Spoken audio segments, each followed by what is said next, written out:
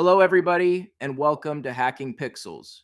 Hacking Pixels covers some of the hottest cybersecurity news from around the internet with a twist of retro video game nostalgia. Hacking Pixels is brought to you by Actionable Security, securing small businesses with actionable insights. Actionable Security specializes in cybersecurity services tailored for small businesses, including risk assessments, email hardening, virtual chief information security officer advisory, and a whole lot more. Visit actionablesec.com for more information.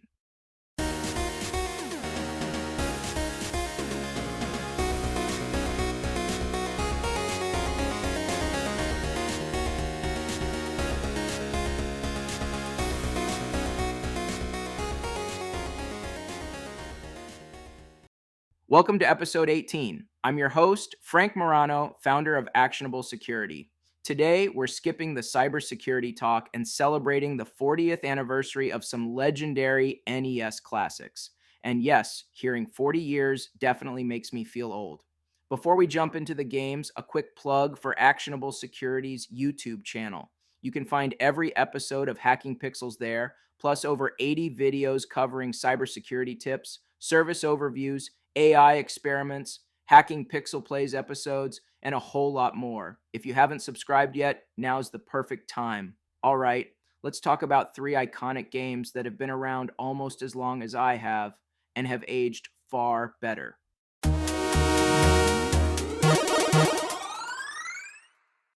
First up, A Lone Hero, A Kingdom in Danger, and the RPG that started it all, Dragon Warrior.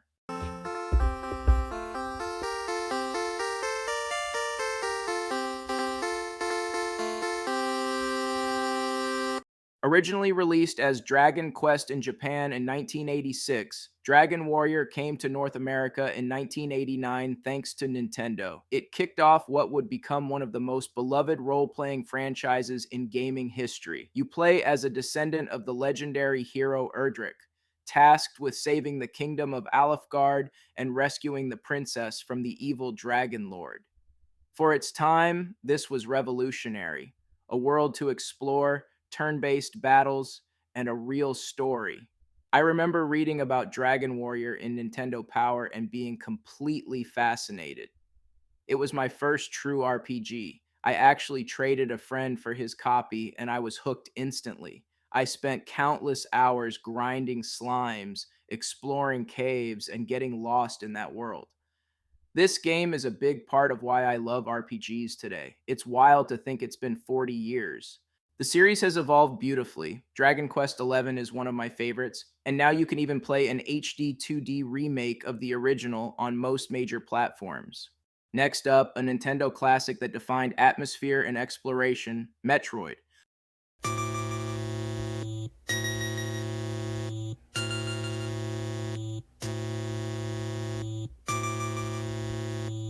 Released in 1986 for the Famicom Disk System and in 1987 for the NES, Metroid introduced us to Samus Aran, the galaxy's most iconic bounty hunter. Your mission: infiltrate planet Zabis and stop the space pirates from weaponizing the mysterious Metroid organisms. I got Metroid as a gift one year, and I had no idea what I was in for. The moment I fired it up, I was dropped into this lonely, eerie world with barely any direction and just enough resources to survive. The sense of isolation, the maze-like structure, the freedom to explore, it was unlike anything else on the NES. And of course, that legendary twist ending revealing Samus's identity, absolutely mind-blowing at the time. While I'm not the biggest fan of the Prime first person entries, the 2D Metroid games are still some of my favorites. Super Metroid, Samus Returns, Metroid Dread. You can play the original and most of its sequels today with a Nintendo Online subscription. And rumor has it we may be getting another 2D Metroid soon. And finally, Konami's whip-cracking, monster-slaying masterpiece, Castlevania.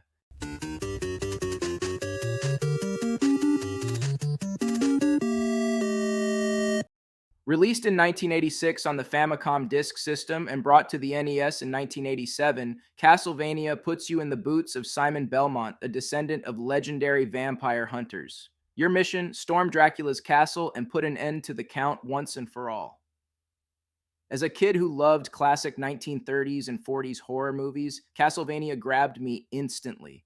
The gothic atmosphere, the iconic monsters, the challenge, and that unforgettable soundtrack all came together to create something magical. I can still hum those tunes today. This one also showed up under the Christmas tree around the same time as Metroid, and I played it endlessly.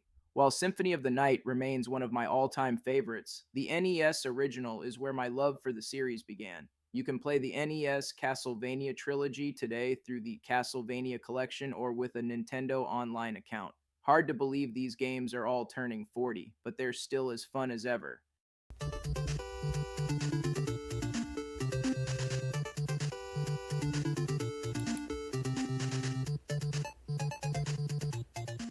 That's all for today's special episode. Thanks for listening and join us next month. Same bat time, same bat channel.